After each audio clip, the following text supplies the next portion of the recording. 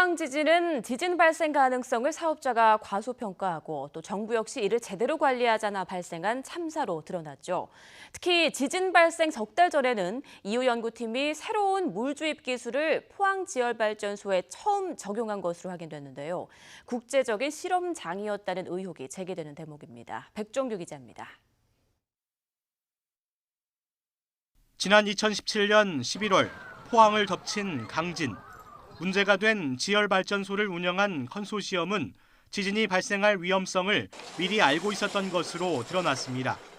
포항 지열발전소는 지하 5km 내외의 지열로 증기를 만드는데 이 과정에서 규모 1.9 이하인 작은 지진이 발생할 수 있다는 사실을 인지하고 있었던 겁니다. 하지만 컨소시엄은 지진 위험을 안전하게 관리할 수 있다고 판단한 것으로 추정됩니다.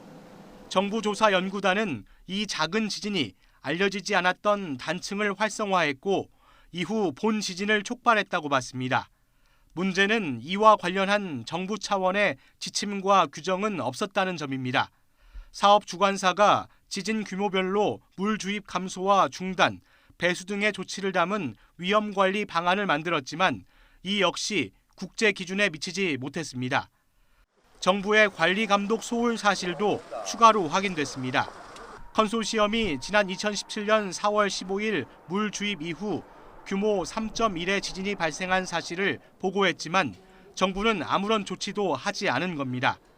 여기에 포항 지열발전소가 국제 실험장으로 활용된 점도 밝혀졌습니다.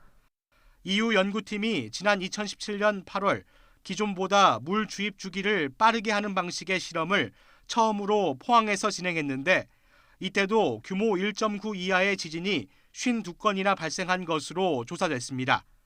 정부조사연구단은 이 실험이 포항 지진에 영향을 줬는지 명확하지 않지만 관련성이 있을 것으로 보고 있습니다.